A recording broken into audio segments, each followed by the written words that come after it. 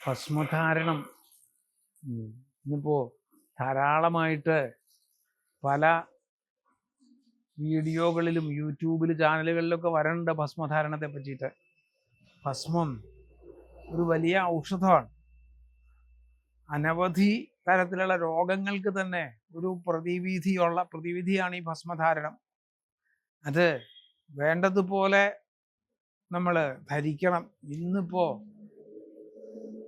കിട്ടുന്നതായി ഭസ്മം എന്നൊക്കെ പറഞ്ഞാൽ അതൊന്നും ശരിയായിട്ടുള്ള ഒരു ഭസ്മം അല്ല എന്ന് വേണം വിചാരിക്കാൻ. കാരണം പലതിലും എന്തൊക്കെയോ രാസവസ്തുക്കൾ കൂട്ടിച്ചേർത്തിട്ടാണ് ഈ ഭസ്മങ്ങളൊക്കെ വന്നത്. ഇപ്പം നമ്മൾ പഴയ കാലത്തൊക്കെ ചാണകമൊക്കെ ചുട്ട് അതിൽ നിന്നാണ് ഭസ്മം എടുക്കാറ്. അപ്പം അങ്ങനെ ശുദ്ധമായി നമ്മൾ സ്വയം ഉണ്ടാക്കണ ഭസ്മമാണ് ധരിക്കാൻ വളരെ നല്ലത്.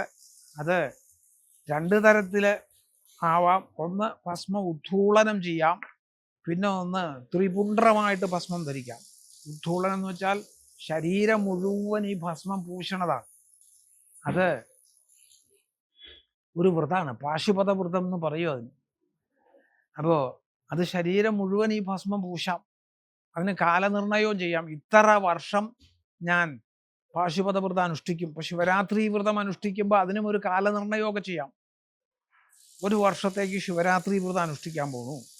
അപ്പോൾ ഒരു ശിവരാത്രി വ്രതം അനുഷ്ഠിക്കും. അല്ലെങ്കിൽ 12 വർഷം, അതല്ലെങ്കിൽ നമ്മുടെ ശരീരപാദം വരെ എന്നർത്ഥം. എപ്പോഴാണോ ശരീരം പോണത് അതുവരെ ഈ വ്രതാനുഷ്ഠാനം ചെയ്യാം.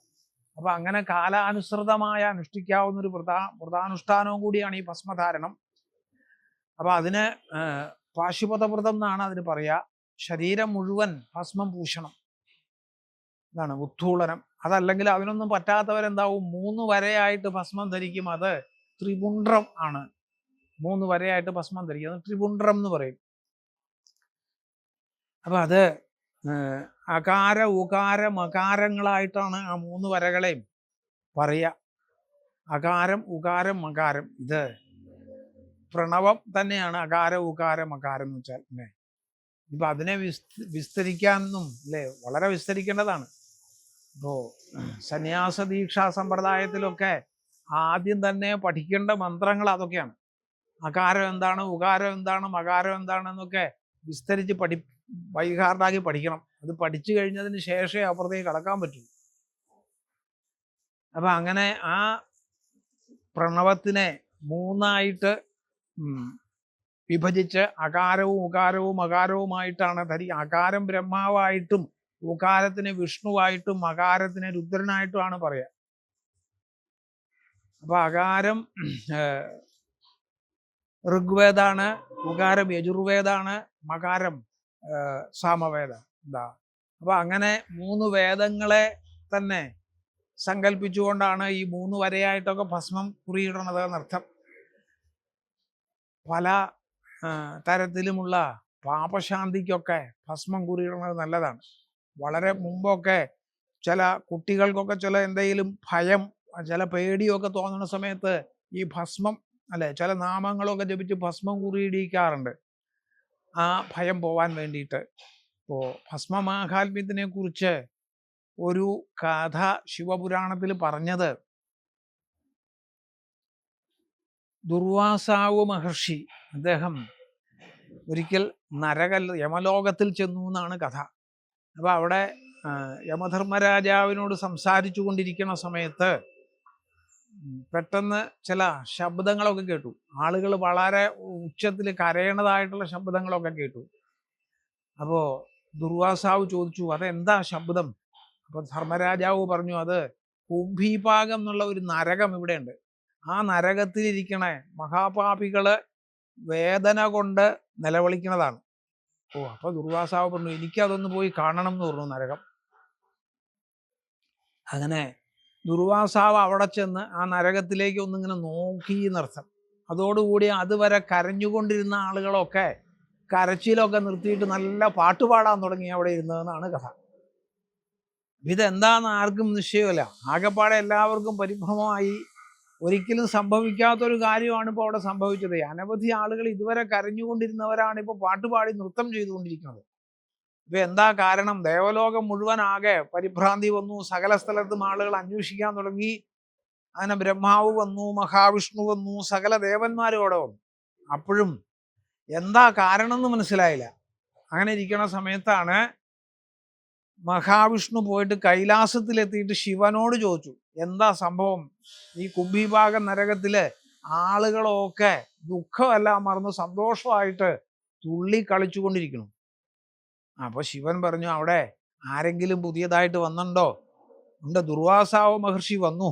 അദ്ദേഹം ഈ നരകത്തിൽ വന്ന് നോക്കിയപ്പോഴാണ് ഈ സംഭവങ്ങളൊക്കെ ഉണ്ടായത്. അതെ, ആ ദുർവാസാവ് ശരീരത്തിൽ ഭസ്മം ധരിച്ചിരുന്നു. ആ ഭസ്മത്തിന്റെ 2-3 തരികള് ഈ നരകത്തിൽ വീണു. അതാണ് സംഭവം. അപ്പൊ അതോടുകൂടി അവിടെ മഹാപാപികളായിട്ട് കിടന്നവരെല്ലാം ഈ പാപവിമുക്തന്മാരായി എന്നാണ് അതിൽ കഥ പറഞ്ഞത്. അപ്പൊ 2-3 തരി ഭസ്മത്തിന്റെ വീണേയുള്ളൂ. അതോടുകൂടി തന്നെ അവരൊക്കെ പാപമുക്തന്മാരായി തീർന്നു എന്നാ. അപ്പൊ അത്രയൊക്കെ മാഹാത്മ്യം ഭസ്മധാരണത്തിന് ഉണ്ട്. ഭസ്മം നമ്മൾ ധരിക്കണം എന്നില്ല, ധരിച്ചവരുമായിട്ട് നമ്മൾ ബന്ധപ്പെട്ടാൽ പോലും അല്ലേ ഈ പുണ്യം നമുക്ക് കുറേയൊക്കെ കിട്ടും. അതായത് എപ്പോഴും മഹാത്മാക്കളുമായിട്ട് നമ്മൾ ബന്ധപ്പെട്ടുകൊണ്ടിരുന്നാൽ നമുക്ക് അറിയാതെ നമ്മുടെ പാപവാസനകൾ ഇല്ലാതെയാവും. ആരായിട്ടാണോ നമ്മൾ ബന്ധപ്പെടണത് അവര് അല്ലേ, അവരുടെ സ്വഭാവമാണ് നമ്മളിലേക്ക് പകരാൻ പോകുന്നത്. അപ്പൊ അതുകൊണ്ട് എപ്പോഴും നല്ല നല്ല ആളുകളുമായിട്ട് കൂടുതൽ നമ്മൾ ബന്ധം സ്ഥാപിച്ചാൽ നമുക്ക് ആ സ്വഭാവം നമ്മുടെ ജീവിതത്തിൽ വരും. അപ്പൊ അങ്ങനെ പല പല ഉപാധികൾ, ഇപ്പൊ ഇതൊന്നും പറ്റണില്ലെങ്കിലും അല്ലെ, ഇപ്പൊ നാമം ജപിക്കാൻ പറ്റില്ല, ചിലർക്ക് നല്ല കഥകളൊന്നും കേൾക്കാൻ പറ്റില്ല, വേണ്ട സജ്ജനങ്ങളുമായിട്ട് സംസർഗം, സത്സംഗം വേണം എന്നാണ് ജീവിതത്തില്. അപ്പൊ സജ്ജനങ്ങളുമായിട്ട് സമ്പർക്കം ചെയ്യണം. അപ്പൊ എവിടെയാ സജ്ജനം അല്ലെ, എവിടെ ഇരിക്കണു സൽഗുരുക്കന്മാരെ ഒന്നും അറിയാൻ പറ്റില്ല.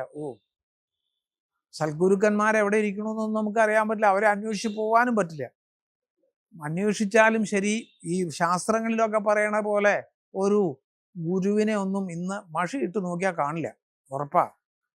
അപ്പൊ അങ്ങനെയുള്ള ആ ഗുരുനാഥന്മാരേതായിരിക്കും? ഈ ശാസ്ത്രങ്ങൾ മാത്രമാണ്. അതായത് പുരാണ ഉപനിഷത്ത് ഗ്രന്ഥങ്ങളൊക്കെ നമുക്ക് സൽഗുരുക്കന്മാരാണ്.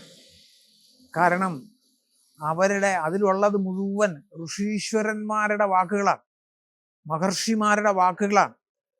ആ വാക്കുകൾക്ക് ഒരു തരത്തിലും ഒരു തെറ്റുണ്ടാവില്ല. അത് പൂർണ്ണമുള്ള വാക്കുകളാണ്. പത്മപുരാണത്തിലൊക്കെ പറയും, പുരാണങ്ങളിലൊക്കെ ഓരോ ശ്ലോകേ പദേ എന്നാ.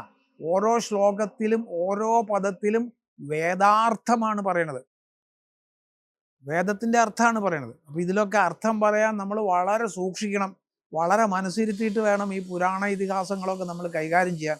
കാരണം ഓരോ വാക്കുകളും ഓരോ പദങ്ങളും ഓരോ ശ്ലോകങ്ങളും വേദാർത്ഥമാണ്.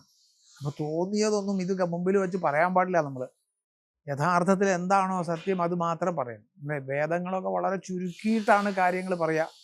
ഒന്നും മനസ്സിലാവില്ല അത് വായിച്ചാൽ. അതിൻ്റെ വിസ്താരമാണ് ഈ പുരാണങ്ങളൊക്കെ എന്നർത്ഥം. ഇപ്പൊ നമ്മള്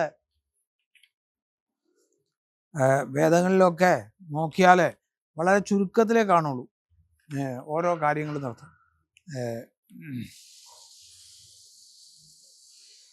അപ്പൊ അങ്ങനെയുള്ള ആ ചുരുക്കമായ കാര്യങ്ങൾ, ആ സൂത്രവാക്യങ്ങളെ അതിനെ വിസ്തരിച്ചിട്ടാണ് പലപ്പോഴും